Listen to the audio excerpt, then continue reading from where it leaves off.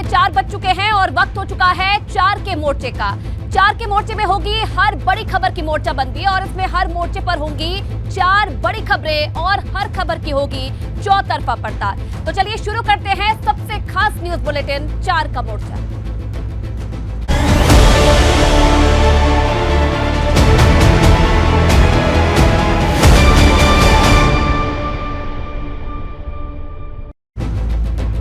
तो 4 के मोर्चे में सबसे पहले आपको बताते हैं पहले मोर्चे की अहम खबरें। सबसे पहले बात होगी सबसे बड़े संकट की।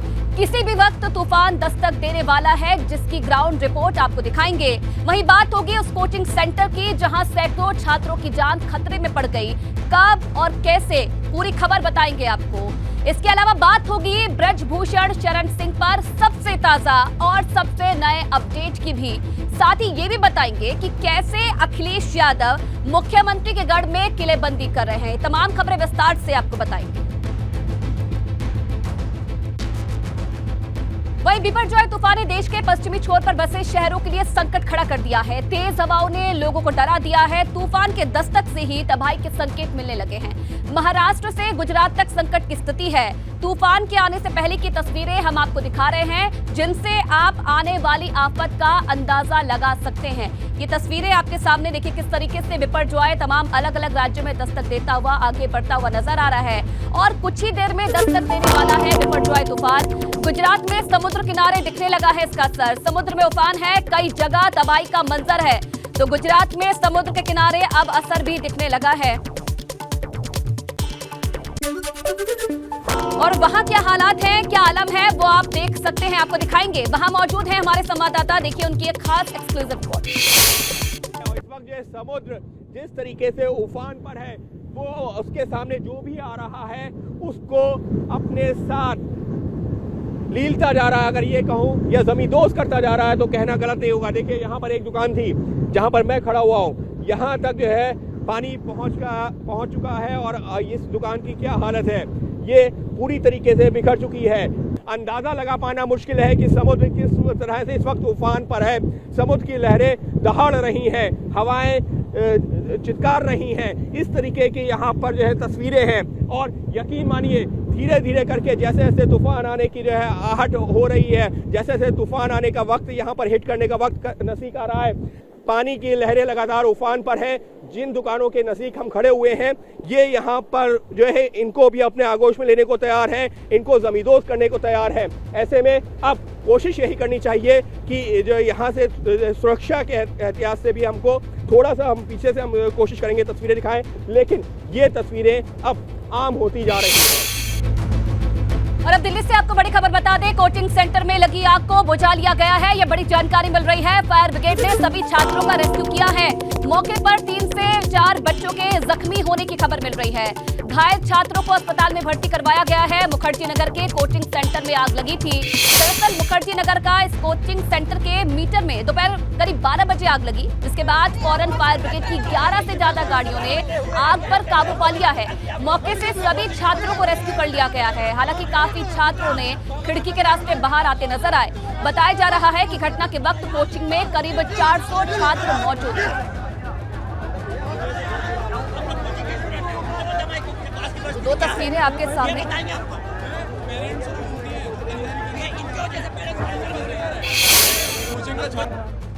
नगर हादसे में जो स्टूडेंट्स घायल हुए हैं उनको पास के न्यू लाइफ अस्पताल में भर्ती कराया गया है। और क्या स्थिति है बच्चों की, अपडेट्स देने के लिए मेरे साथ वतन गौतम है।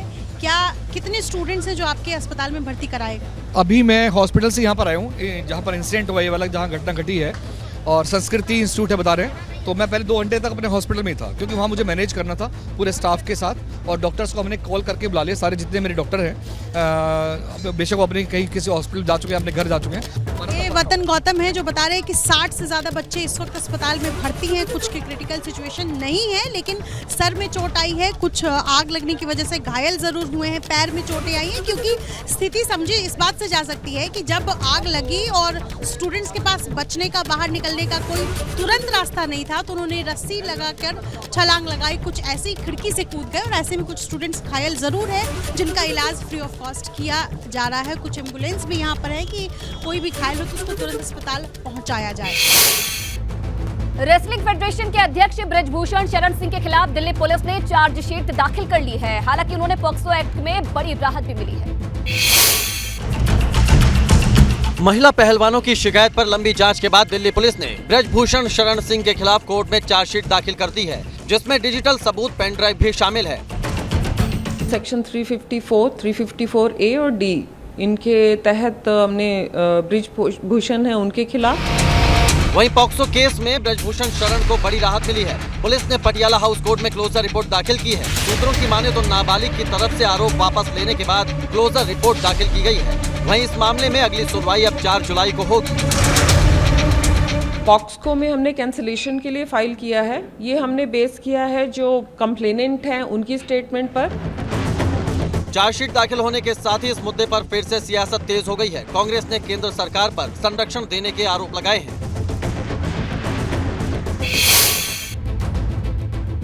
तो 2024 चुनाव को लेकर अखिलेश यादव लगातार मिशन मोड में हैं। लगातार बैठकों का दौर चल रहा है। आज लखनऊ में सपा दफ्तर पर अखिलेश यादव ने गोरखपुर के पार्टी पदाधिकारी और नेताओं की बैठक बुलाई। 2024 लोकसभा चुनाव में जीत दर्ज करने के लिए अखिलेश यादव लगातार बैठकें कर रहे हैं। अखिलेश यादव सीएम योगी के गढ़ गोरखपुर में सेंधमारी करने का प्लान बना रहे हैं, जिसके मद्देनजर सपा दफ्तर पर गोरखपुर के पार्टी पदाधिकारियों की बैठक बुलाई गई, जिसमें सभी 9 विधानसभाओं के प्रमुख नेता, पूर्व विधायक, सपा के नवनिर्वाचित पार्षदों के अलावा सभी प्रकोष्ठों के अध्यक्ष शामिल हुए। समाजवादी पार्टी के मुखिया अखिलेश यादव लगातार 2024 के लोकसभा चुनाव को लेकर मेहनत कर रहे हैं, लगातार तैयारियों में जुटे हैं। कोशिश यही है कि कैसे 2024 में जो हार का सिलसिला है उसे तोड़ा जाए। बैठक के जरिए अखिलेश यादव ने गोरखपुर में होने वाले सपा के आगामी प्रशिक्षण शिविर की तैयारी को लेकर मंथन किया, जिसमें पार्टी कार्यकर्ताओं को जरूरी दिशा निर्देश दिए गए।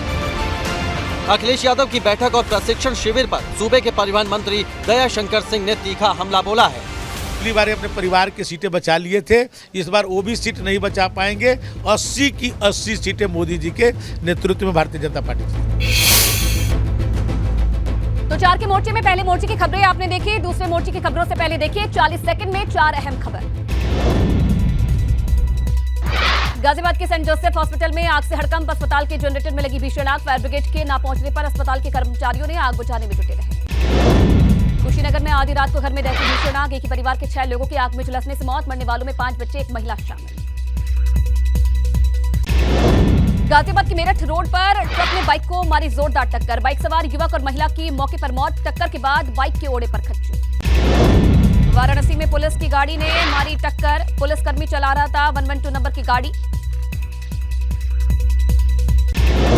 4 के मोर्चे में आगे बढ़ते हैं दूसरे मोर्चे की खबरों पर। दूसरे मोर्चे में बात होगी बड़ी खबर की। आपने सुना तो होगा कि काला अक्षर भैंस बराबर, लेकिन यहाँ कुछ उल्टा हो रहा है। कहां और क्या हो रहा है विस्तार से आपको बताएंगे। साथ ही बताएंगे कि राम की नगरी को मुख्यमंत्री ने सौगात देने के बाद क्या बड़ी बात कही। पूरी खबर विस्तार से आपको बताएंगे। इसके अलावा बात होगी अतीक अशरफ के बाद अब ईडी के रडार पर कौन है, अगला नंबर किसका है, ये भी आपको बताएंगे। उधर बात देवभूमि में महापंचायत की अपडेट की भी होगी, क्योंकि ताजा हालात के हिसाब से सवाल खड़ा होने लगा है। देवबंद के दारुल उलूम से एक और फतवा जारी किया गया है, जिसके तहत दारुल उलूम में तालीम हासिल करने वाले छात्रों को इंग्लिश या उच्च शिक्षा से दूर रहने को कहा गया है। सहारनपुर के दारुल उलूम देवबंद का फतवा एक बार फिर सवालों में है। इस बार दारुल उलूम के शिक्षा विभाग ने दारुल उलूम में तालीम लेने के दौरान छात्रों से इंग्लिश और उच्च शिक्षा से दूर रहने का फरमान सुनाया है, और ऐसा न करने पर संस्था से बाहर का रास्ता दिखाने की चेतावनी दी है। डिपार्टमेंट जिस जबान को एक वक्त में पढ़ाता है उसे ही हासिल किया जाएगा। दारुल उलूम के फतवे पर इस्लामिक सेंटर ऑफ इंडिया के चेयरमैन मौलाना राशिद फिरंगी महली के प्रवक्ता का बयान सामने आया है। देखिए, एक बार फिर दारुल उलूम देवबंद के ताल्लुक से एक झूठी और बेबुनियाद बात बार बार मंजर आम पर लाने की कोशिश की जा रही है, और इसमें ये बात कही जा रही है कि दारुल उलूम देवबंद ने अपने छात्रों को और स्टूडेंट्स को अंग्रेज़ी की तालीम हासिल करने पर उनका निष्कासन करने का हुक्म जारी किया है। दारुल उलूम के इस फतवे पर सियासी बयानबाजी भी शुरू हो गई है। दारुल उलूम ने इस तरीके का क्यों वो किया है, इसको लेकर जो शिक्षा को लेकर गाइडलाइन है उसके हिसाब से होना चाहिए। मैं दारुल उलूम के इस फैसले पर पूर्ण पुनर्विचार करना चाहिए, उनको फिर से इस पर सोचना चाहिए, क्योंकि दीनी और दुनियावी तालीम साथ साथ चलती रहे। धर्मनगरी अयोध्या से सीएम योगी ने 2024 चुनाव फतेह का मंत्र दिया। पहली बार सीएम योगी की भरत की तपोस्थली भरतकुंड नंदीग्राम में सभा। भरतकुंड में सीएम योगी ने करोड़ों की विकास योजनाओं की सौगात दी और मोदी सरकार के कामकाज का बखान किया। न केवल अयोध्या जा रही है बल्कि पूरे देश को प्रधानमंत्री मोदी जी के नेतृत्व में एक नई प्रेरणा भी दे रही है। भरतकुंड से जनसभा को संबोधित करते हुए सीएम योगी ने विरोधियों पर तीखा हमला बोला। अयोध्या है 6 वर्ष पहले जिसका नाम लेने पे लोग संकोच करते थे। इतना ही नहीं, सीएम ने कहा कि 2024 में अयोध्या में राम मंदिर का उद्घाटन होगा। जल्द भगवान राम अपने नए घर में विराजमान होंगे। साथ ही उन्होंने कहा कि राम के बिना हमारा जीवन अधूरा है। इससे पहले सीएम योगी ने श्री राम जन्मभूमि ट्रस्ट के महासचिव चंपत राय और महंत नृत्य गोपाल दास से मुलाकात कर उनका हालचाल जाना। माफिया तीन के करीबियों पर दूसरे दिन भी ईडी की छापेमारी जारी रही। लखनऊ, प्रयागराज, नोएडा और दिल्ली में छापेमारी में करोड़ों की बेनामी संपत्ति का खुलासा हुआ है। माफिया अतीक भले ही इस दुनिया में नहीं है, लेकिन उसके करीबियों पर शिकंजा कसने का सिलसिला जारी है। ईडी ने दूसरे दिन भी अतीक के करीबियों के यहाँ छापेमारी की, जिसमें कई चौंकाने वाले खुलासे सामने आए।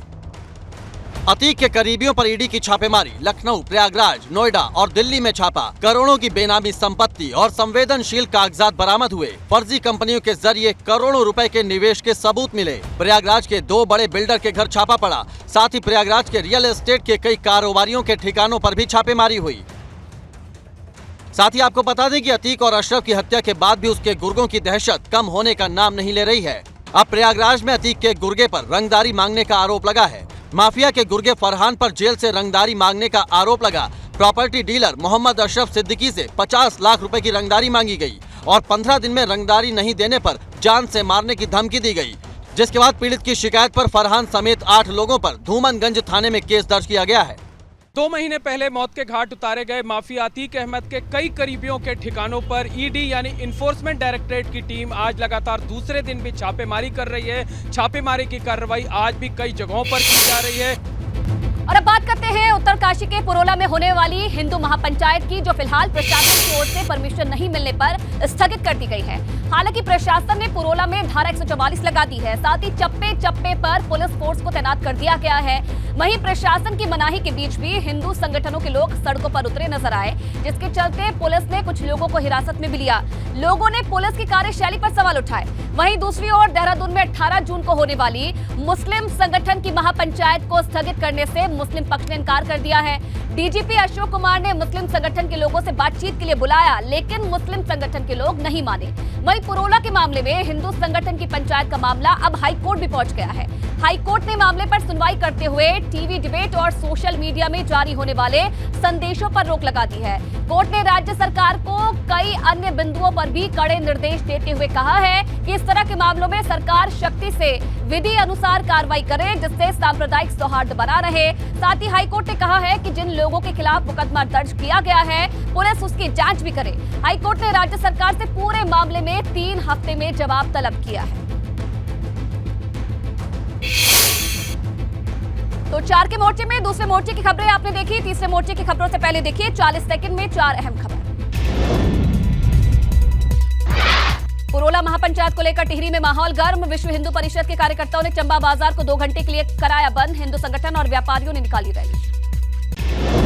कांग्रेस प्रदेश अध्यक्ष करण माहरा ने प्रेस कॉन्फ्रेंस कर भाजपा सरकार पर लगाए गंभीर आरोप। कहा, सुनियोजित साजिश के तहत कही गई महापंचायत के बाद भाजपा सरकार में हेट स्पीच के मामले में लगातार बढ़ रहे। प्रयागराज में अतीक के गुर्गों पर रंगदारी मांगने का आरोप। गुर्गे फरहान पर जेल से 50 लाख की रंगदारी मांगने का आरोप। रंगदारी नहीं देने पर जान से मारने की धमकी का भी आरोप। गाजियाबाद प्रशासन ने भाजपा विधायक के आरोप को झूठे बताए। प्रशासन ने रिश्वत मामले में असला बाबू को दी क्लीन चिट। जांच में सबूत नहीं मिलने का दावा। 4 के मोर्चे में आगे बढ़ेंगे। अब रुख करते हैं तीसरे मोर्चे का, जिसमें आपको दिखाएंगे लाचार व्यवस्था। आप भी देखेंगे तो कहेंगे कि ऐसे कैसी होगी सुरक्षा।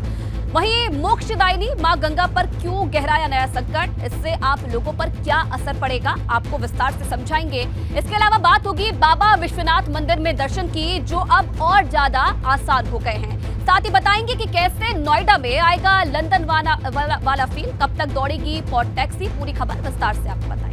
अमरोहा में 112 की गाड़ी को धक्का देकर स्टार्ट किया गया। पुलिस की गाड़ी को धक्का मारकर स्टार्ट करने का वीडियो वायरल हुआ है। अमरोहा के थाना आदमपुर इलाके का वीडियो बताया जा रहा है। मौके की तस्वीरें भी आप देख रहे हैं। किस तरीके से पुलिस की गाड़ी को धक्का मारकर स्टार्ट करते हुए नजर आ रहे हैं लोग, इसका वीडियो वायरल हो रहा है।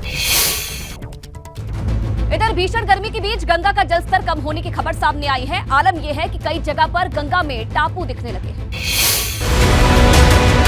ये तस्वीर कानपुर की है, जहां अटल घाट से लेकर जाजमऊ के बीच बने कई बालू के टापू देखे जा सकते हैं और गंगा का जलस्तर कम होने से पेयजल की आपूर्ति को लेकर भी टेंशन बढ़ गई है। भीषण गर्मी के बीच घाटों से गंगा मैया भी रूठ गई हैं। कानपुर के सरसैया घाट में हम मौजूद हैं। गर्मी में जलस्तर हमेशा कम होता है, ये पहली बार नहीं है, लेकिन इस बार गंगा घाटों से कुछ ज़्यादा दूर ही चली गई है। सरसैया घाट की ये तस्वीर हम आपको दिखा रहे हैं। जलस्तर कम होने की वजह से गंगा नदी घाटों से दूर होने लगी है। वैज्ञानिकों का दावा है कि ग्लेशियरों के कम पिघलने से जलस्तर में कमी आ रही है। और जो हमारी जितनी भी दुनिया की नदियां हैं उनमें सब में पानी ग्लेशियर पिघलने से आता है और ग्लेशियर की जो मजबूती होती थी वो मजबूती कम हो गई है। काशी विश्वनाथ मंदिर में श्रद्धालुओं की सुविधा को देखते हुए श्री काशी विश्वनाथ मंदिर ट्रस्ट ऐप को और सुविधाजनक बनाया जा रहा है, जिसमें श्रद्धालुओं को ऐप के माध्यम से दर्शन, पूजन, आरती के साथ ही गेस्ट हाउस की बुकिंग की सुविधा भी मिल सके। दरअसल श्रद्धालुओं की संख्या बढ़ने के साथ ही श्रद्धालुओं के मंदिर के बारे में सही जानकारी मिल सके और वो इधर उधर भटके ना, इस वजह से मंदिर प्रशासन अपने ऐप को और सुविधाजनक बना रहा है। अब बहुत जल्द ही नोएडा में भी लंदन वाली फील आने वाली है, क्योंकि यहाँ पर पॉड टैक्सी के संचालन को शासन से मंजूरी मिल गई है। देश की पहली पॉड टैक्सी के संचालन को शासन से हरी झंडी मिल गई है। ग्रेटर नोएडा में दुनिया का सबसे बड़ा पॉड टैक्सी का रूट बनेगा। 641 करोड़ की लागत से पॉड टैक्सी के लिए 14.6 किलोमीटर का ट्रैक तैयार होगा, जिसके लिए इसी हफ्ते ग्लोबल टेंडर जारी होगा। Bid document PPP bid regulation committee ने अप्रूव कर दिया है और ये जेवर एयरपोर्ट से एक सीधी लाइन बनेगी जो फिल्म सिटी में तक जाएगी। पॉड टैक्सी को मार्च 2026 तक शुरू करने का लक्ष्य रखा गया है। बताया जा रहा है कि इसका किराया 10 रुपए प्रति किलोमीटर का होगा, जो 5 साल तक नहीं बढ़ाया जाएगा। एक पॉड टैक्सी कोच में 6 यात्री सफर कर सकेंगे। पॉड टैक्सी का रूट जेवर एयरपोर्ट से फिल्म सिटी तक का होगा, जो लंदन और अबू धाबी समेत विदेशों में संचालित पॉड टैक्सी के रूट से बड़ा होगा। यमुना प्राधिकरण में बनने वाली पॉड टैक्सी को शासन से मिली मंजूरी। बता दें कि देश की सबसे पहली और बड़ी पॉड टैक्सी यमुना प्राधिकरण बनाने जा रहा है। तो 4 के मोर्चे में तीसरे मोर्चे की खबरें आपने देखी। चौथे मोर्चे की खबरों से पहले देखिए 40 सेकंड में 4 अहम खबरें। हमीरपुर में एटीएम से फ्रॉड करने वाले 4 शातिर अपराधियों को पुलिस ने किया गिरफ्तार। पुलिस ने फर्जी आधार कार्ड, 2 मोटरसाइकिल की बरामद, फरार आरोपियों की तलाश जारी। आगरा में 2 पक्षों में हुई पत्थरबाजी और मारपीट, पत्थर लगने से एक शख्स की मौके पर हुई मौत। अपशब्द को लेकर हुआ विवाद। आजगंज थाना क्षेत्र के गुम्मत की घटना। पीलीभीत में अवैध निर्माण पर चला बुलडोजर, पालिका प्रशासन ने कार्रवाई कर अवैध कब्जा हटवाया। नजूल की जमीन पर सालों से था अवैध कब्जा। अलीगढ़ के वलीपुर गांव में खेत में मिला युवक का शव। परिजनों ने गांव के 4 लोगों पर लगाया हत्या का आरोप। बीती रात दोस्तों के साथ घूमने निकला था युवक। आरोपियों की गिरफ्तारी के लिए 3 टीमें की गई गठित।